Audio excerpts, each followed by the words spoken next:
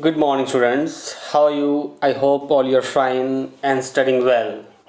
I'm Samir, and today I'm going to teach you Social Science Standard-6, Lesson number 7, Gupta Age and Other Rulers. So, students, I have a little bit complaint about you. You didn't remember chapter name when I called you some students. So remember the chapter name first and after its details.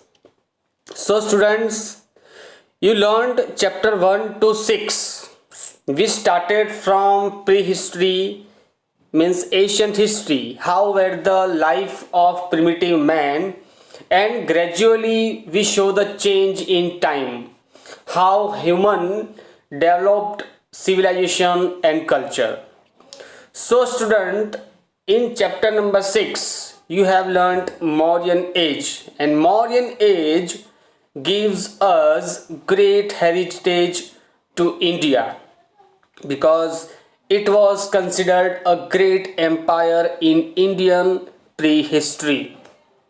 And after the decline of the modern empire, Sung dynasty comes to power. And after the Sung dynasty, Gupta dynasty came to power in India. So, Gupta Empire considered as a golden age of India. Why it is considered as a golden age of India? Because the Gupta age gives us great heritage, great poet like Kalidas, and great Ayurvedas, astronomy, mathematicians gives us, and to the India also. That why it is considered as a golden age of the India. So which dynasty considered as a golden age of India? To Gupta dynasty considered as a golden age of India. So before going to learn this lesson, now let's see one video through better understanding of this lesson.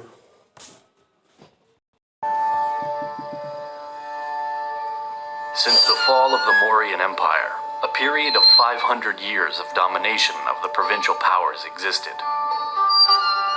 Local leaders didn't manage to unify the region, but this was until the 4th century. The Gupta Empire was an ancient Indian empire, existing from the mid to late 3rd century CE to 543 CE. At its zenith in the 4th and 5th centuries, it covered much of the Indian subcontinent, especially in the north. A period of overall prosperity and growth followed, and continued for the next 2.5 centuries, which came to be known as a Golden Age in India's history. The ruling dynasty of the empire was founded by the king Sri Gupta. The most notable rulers of the dynasty were Chandragupta I, Samudragupta, and Chandragupta II, alias Vikramaditya. Their origin is debatable. According to several theories, they originated in the present-day Uttar Pradesh, a region where a lot of historical proofs from that time had been discovered. But other sources are speaking about the Bengal region as the homeland of the early Guptas. Anyway, we have to move forward. While in Europe, large migrations happened, with more and more people entering deep in the Western and Roman Empire. More to the east, in India, a new powerful state was born. It comprised most of the north of India over the Ganges. For more than 200 years, this empire was led by emperors from the Gupta dynasty, and through history, it will be known as the Gupta Empire.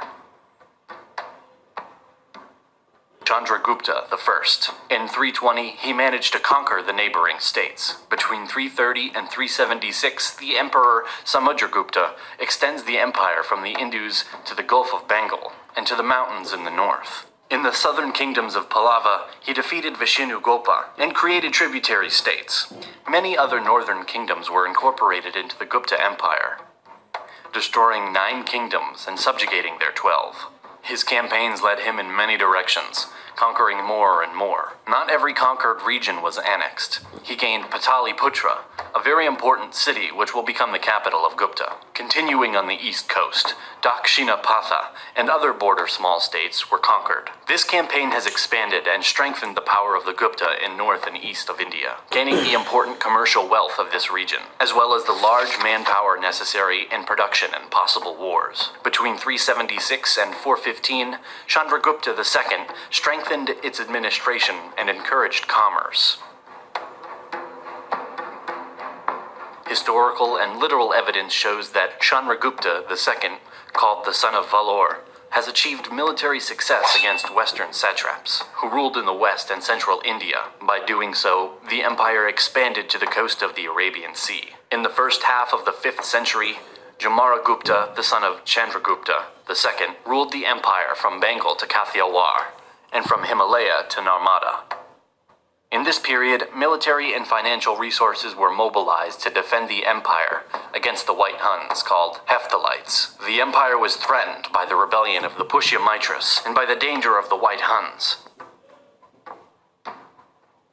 From this time on, a slow decline started. Kumaragupta didn't have so many conquests or campaigns like his predecessors, but on the other hand, he consolidated the power and the structure of the empire, being considered a capable ruler. Feudal relations formed later, and slower than in Europe. Slaves lived in very harsh conditions. They were forced to maintain the luxury at the courtyards or their masters, to serve the Brahmin priests and the army. Besides slaves, in India lived communities of free peasants. These communities of peasants lived better than the slaves, but were forced to pay gifts to the ruler and to participate in construction. Overall, the peasant communities of India were pretty similar to the European ones. In fact, the economic power of the Gupta was the exploitation of peasant communities. In the second part of the 5th century, Gupta rulers started to give to war veterans land and peasants to work for them. Some lands of the peasantry were split and reorganized under new masters. In cities lived craftsmen and weavers, very important jobs at the time. New social hierarchy was influenced by the laws of Manu, from the most to the less important people.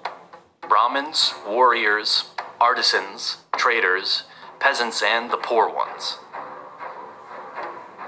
Agriculture flourished due to the many rivers and irrigations too.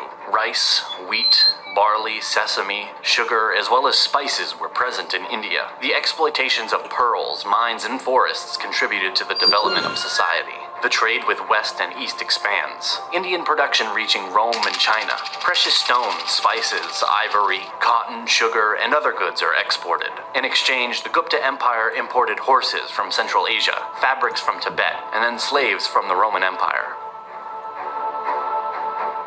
Here, crimes were severely punished, depending on their severity, from financial fines to amputations or even death in some cases, according to the laws of Manu. Families were large, polygamy was present and embraced by the majority of the people. The Maharajas from Gupta dynasty were despotic rulers. The heir of the throne was initiated in the art of war, politics, philosophy, diplomacy, poetry, and music. Since his teenage years and before his rule, he was trained in a province. It's believed that in the Gupta Empire, there was a hierarchy of administrative divisions from top to bottom. The empire was called by various names, such as Raja, Rashtra, Desha, Mandala, and other names. The structure was divided into 26 provinces. Provinces were also divided into Vishayas and put under the control of Vishayapatis. A Vishayapati administered the territory with the help of a council.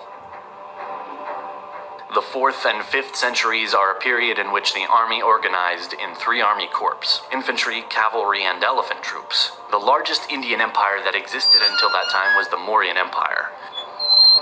They had their military might and their strategies. Differently, the Guptas introduced several military innovations to Indian warfare. The use of heavy cavalry archers and heavy sword cavalry was promoted. The heavy cavalry formed the core of the Gupta Empire and were supported by the traditional Indian army elements. The accent was put more on horses than elephants.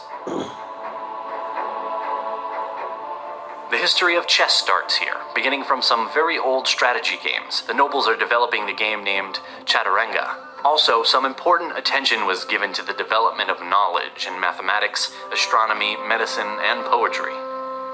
Aryabhata, an astronomer of the Gupta period, proposed that the Earth is round and rotates around its own axis. It's also believed that he discovered that the moon and planets shine by reflected sunlight. Culture and knowledge expanded, being more and more present in this empire. Kalidasa, one of the biggest poets of India, created many literary works of art. Mahabharata is an exposure of behavior codes for kings, warriors, or people in search of freedom. Mahabharata shows the evolution of Hinduism and its relations with other religions or beliefs. Ramayana is one of the two major Sanskrit epics of ancient India, along with Mahabharata. It forms the Hindu Itihasa. The epic narrates the life of Rama, a prince from the north of India, managed to overcome geographical and military obstacles to free his wife. These two poems, Mahabharata and Ramayana, combine the historical myth with the truth to put in light the universal fight between good and evil. The Guptas were traditionally a Hindu dynasty. Even if Hindus had a large influence, the dynasty did not force their beliefs on the rest of the population, as Buddhism and Jainism were also encouraged. In that period, incredible detailed temples, palaces, and statues were built. The accent was also put in details in sculptures and pictures. A balance existed between Hinduism and Buddhism, and it wasn't clear which one will become the dominant religion or belief in the next centuries. Gupta kings fought against Saka. Scythian rulers from the northwest of India subcontinent were considered foreigners. Gupta Empire also fought the Huns, who came from Central Asia at the end of the 5th century. The Gupta state was attacked by the nomads more and more. The central administration collapsed in time, and the empire became weaker, and as a result of that, many local leaders declared their independence and separated from Gupta. In the 7th century, the empire collapsed. The north of India was divided between many other small kingdoms that fought each other. We are planning to cover more details about the rise and collapse of Indian kingdoms and empire. If you want to know more about this, subscribe to Nalegia and press the. So students, I hope you understand through this video about the Gupta Empire and the Gupta Empire, how rised and who established the Gupta Empire.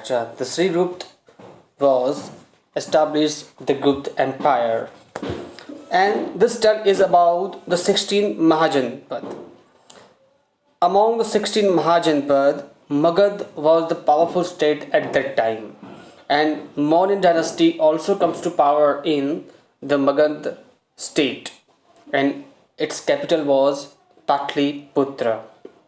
After the Mauryan dynasty, the Sung dynasty comes to power, and after the Sung dynasty, Magad Empire, Gupta Empire comes to power in Magad. So, in the 3rd century, this tale is about the time of the 3rd century. Impressive Gupta dynasty was established in Magad. So you have to remember where the Gupta dynasty established in. So in Magad, Gupta dynasty established a very political entity, peace and security in India, which brought unprecedented prosperity. Means गुप्त dynasty ने भारतवर्ष में शांति, security and एक राजकीय जिसे बोलते हैं हम, वो एक समृद्धि लेके आया था गुप्त वंश. Thus, Gupta age is called Golden Age of India. Golden Age means best progress of all the people. So you have learned in the chapter number 1 from how were the primitive men and how they survive. So gradually they developed their civilization and culture and developed their mind. So Gupta age best progress of all people. The various rulers comes to the powers and they develop their states. The Gupta rulers gave peace and prosperity to the people, which has even been appreciated by foreign travelers also. जिसको foreign जो travellers आते थे यहाँ पे, उन्होंने भी उसकी सराहना की है. गुप्त emperors were creators of the golden age. So now let's see the first king of the Gupta Empire, Chandragupta I. Here Chandragupta I is not from Mauryan age. He is also known as Chandragupta, and this is called Chandragupta I. Chandragupta I, the Gupta dynasty. So, students, identify this very and listen very carefully. Sri Gupta was the founder of the Gupta dynasty in the kingdom of Magad. Who founded the Gupta dynasty? Sri Gupta was the founder of Gupta dynasty in the kingdom of Magad. His son's name was Ghatotkach Gupta. Ghatotkach Gupta. Chandragupta I, 319 AD. AD means after the birth of Jesus Christ. Anno Domini. Succeeded Patliputra as successor of King Ghatotkach. यानी घटोत्कच के बाद कौन शासन में आया था? Chandragupta I. He married Kumara Devi. Who was the girl of powerful Lichvi tribe. Are you already learnt about the Lichvi tribe? Lichvi tribe. Can you remember Lichvi tribe? Do you remember Lichvi tribe? Lichvi tribe from Gautam Buddha period. Gautam Buddha and Mahavir period, Lichvi tribe. It was also known as a Janpad and Mahajanpad. So, Lichvi was Mahajanpad at that time.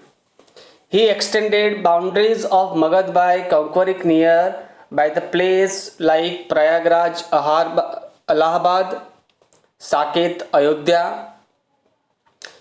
He assumed glorious title of Mahadiraj in the place of Maharaj.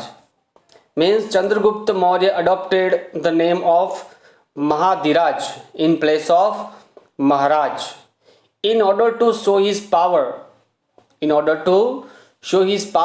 and reputation, he started gold coins. Who started gold coins? Chandragupta I started gold coins.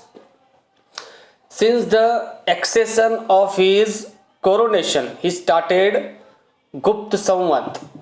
Who started Gupta Samvat?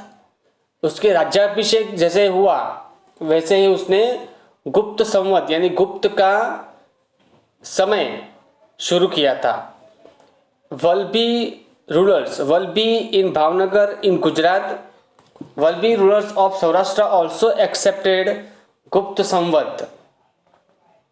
Due to initiation of the Gupta Samvat, the agreement of the historical event according to the deadline was made possible in the history of India.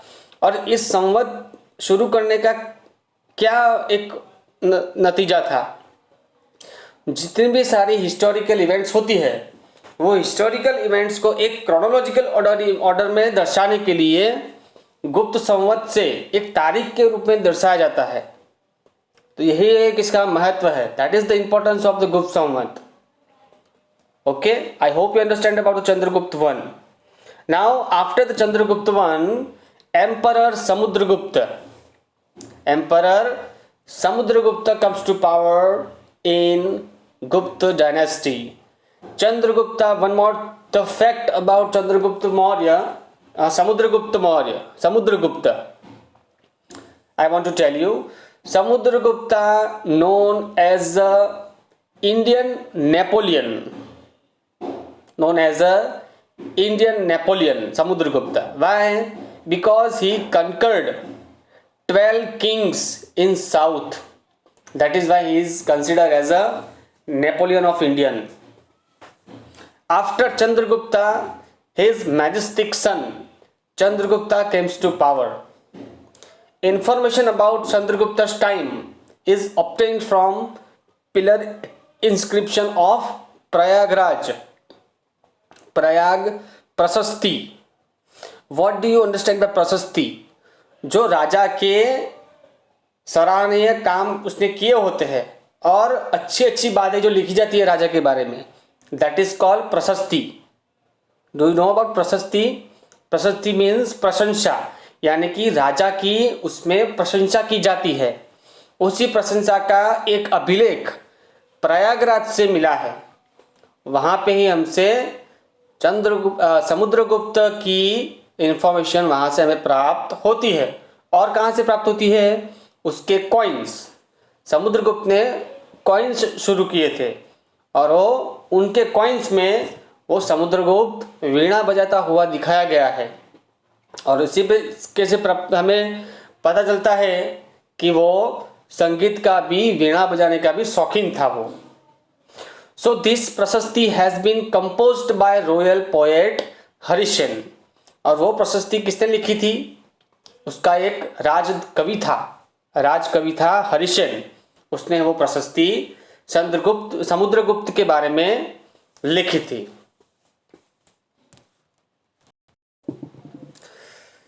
It described the victorious and cultural achievements of Chandragupta.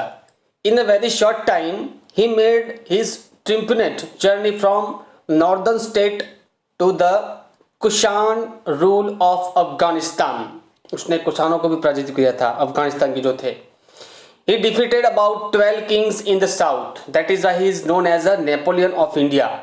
After defeating these kings, he restored them wisely. He restored their kingdoms. Governors and officials were appointed to run the administration of the state. Samudragupta was the great conqueror and cultured emperor. Samudragupta was the great conqueror and cultured emperor. His literary achievement and his character were notable. He composed many poems and got the title of Kaviraj. He got the title of Kaviraj. Why? Because he composed many poems. Unfortunately, not even a single poem of his available today. That is the very bad thing.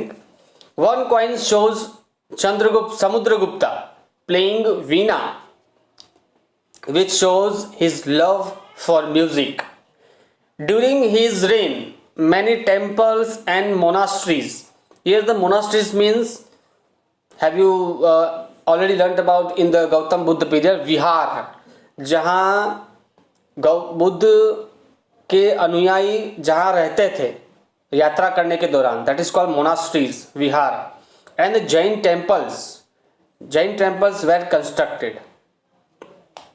He performed Ashwamedh Yagya. What is the Ashwamedh Yagya? Do you know about Ashwamedh Yagya? अश्वमेध यज्ञ वह होता है कि कोई भी राजा, यानी समुद्रगुप्त को हम मान लेते हैं, समुद्रगुप्त राजा अपने घोड़े को एक यज्ञ करके छोड़ देगा। कहाँ छोड़ देगा? उसकी जहाँ इच्छा होगी वहाँ पे। और वो घोड़ा जहाँ भी जाएगा, जहाँ तक जाएगा, जितने किलोमीटर तक जाएगा, वो लैंड एरिया, वो ज़मीनी एरिया उसके राज्य के हस्तक होगा। और उस घोड़े को जो रोकता है, उस राजा को समुद्रगुप्त से लड़ाई करनी पड़ेगी। दैट इज कॉल्ड अश्वमेध यज्ञ। तो ये होता था अश्वमेध यज्ञ, जो अपना साम्राज्य बढ़ाने के लिए किया जाता था। तो one of the Chandragupta was who performed अश्वमेध यज्ञ। In this regard, he had got coins made. He collected scholars in his court and created high quality literature. Scholar wanted his and he wanted scholar championship. और जो काफ़ी scholars थे उनके बीच में championship यानी कि स्पर्धा कराने के लिए वो भी काफ़ी मशहूर था। He encouraged Hinduism. He embraced social customs. Samudragupta's position in the history is unique and significant. He was the creator of importance of the Gupta Empire. Here you can see about the coins of Gupta age. So guys, I hope you understand about Chandragupta I and Emperor Samudragupta. Read up thoroughly once time so you can memorize all the factual and the question answer. So in the next video we are going to we'll learn about Chandragupta to Vikramaditya and end of the Gupta dynasty. Okay, thank you.